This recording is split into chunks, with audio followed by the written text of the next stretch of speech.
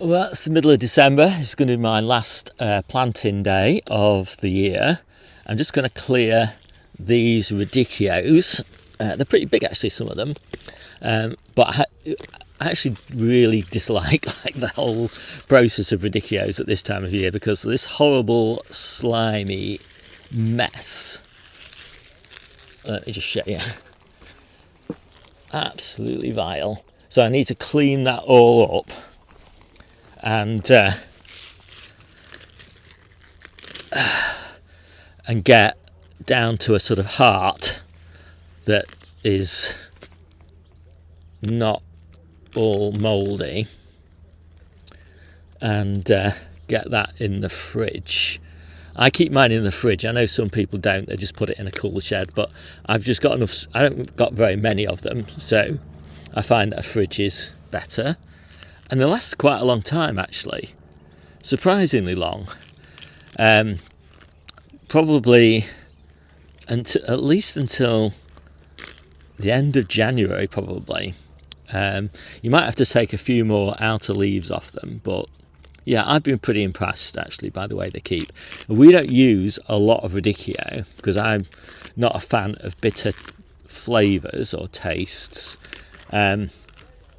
So I like the radicchio for the colour, and it really adds a bit of punch to the salad mixes, and and so I'll just have a few leaves basically in each salad mix, and it's just another way of getting a bit more variety in the diet, and as I say, a bit more attractive colour. So I'm hoping I get down to something completely intact with no sort of sign of rotting soon. As I say, then, well, that one I'm not sure. I think that one will have to be used pretty soon because it's starting to crack there, and whatever I do in the fridge or whatever, that is not going to last very long. So that was a bit disappointing, but anyway, I'll get these others done. I'll show you the results. I'm not really sure whether it's worth growing radicchio, given that I don't really like it that much. Just getting that bit of extra colour in my diet might not be worth a whole bed of, which I could use for something a little bit more interesting. And then I'd avoid this horrible job. Right, so that's the strulch all gone, and just put a little bit of bloodfish and bone down in this bed. There's a little bit of strulch left, but I'm just sort of working that into the soil. It'll soon rot down. I haven't actually saved this strulch because it's too wet to bag up. I've just put it into the compost, mixed it in, and it should be fine. So I'm just going to lightly water this because there's a few little patches. Since it hasn't been watered since, well, probably August or something, it's a little bit dry in a few spots, not many. So just give it a little light water. And this is mainly so that the holes that I make for the lettuce don't collapse, rather than anything else.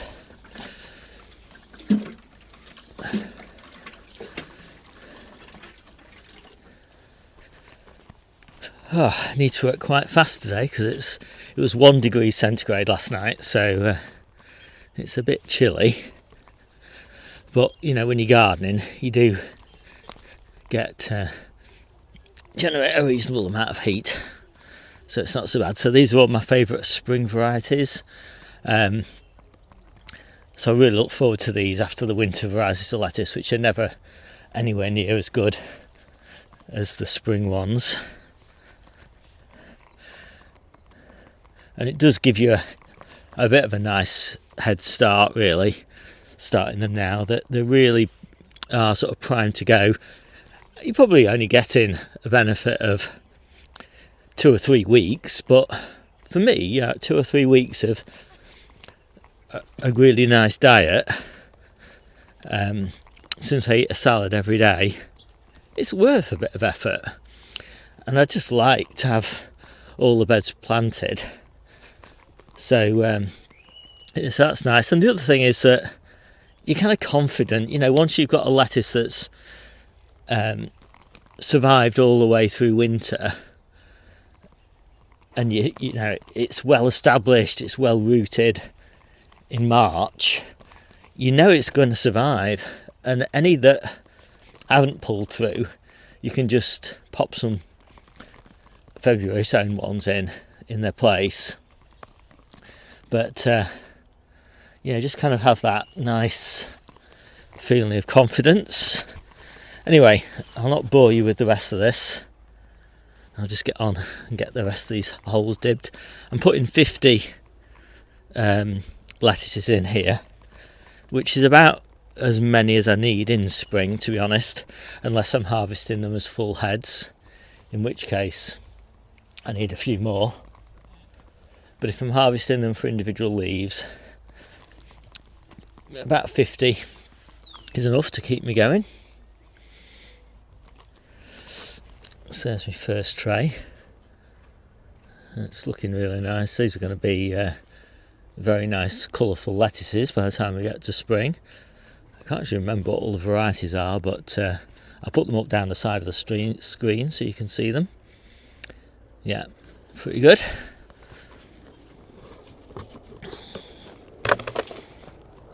And nice little root systems there, so I'll just pop a few out so you can see what they look like. Yeah, that's looking good.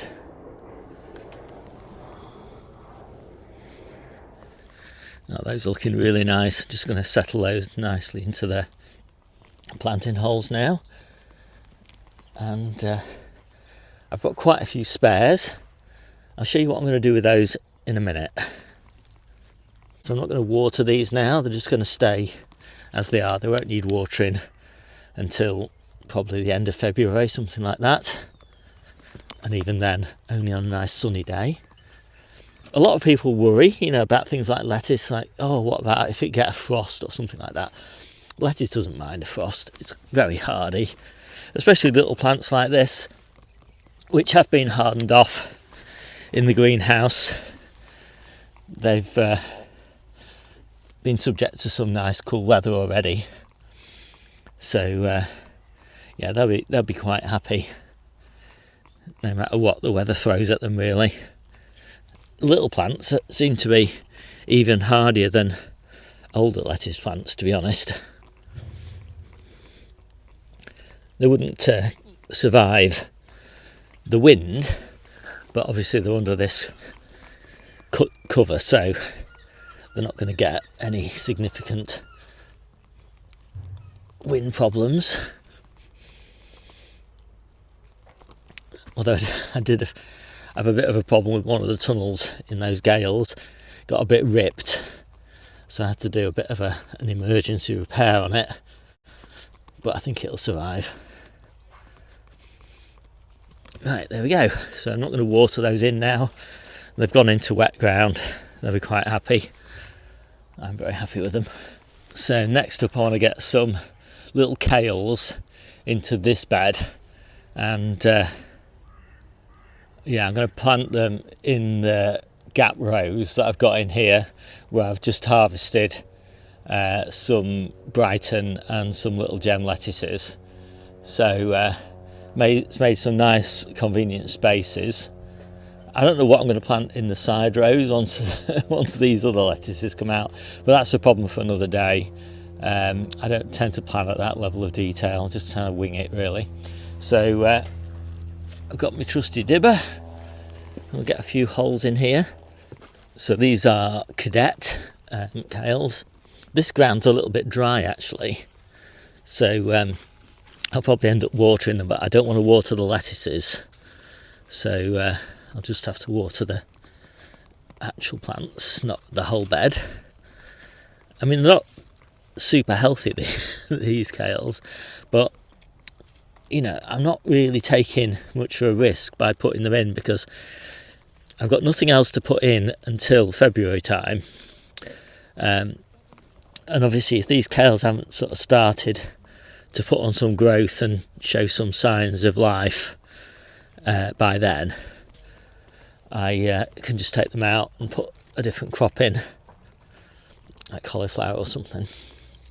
So we'll just have to see how they go, really.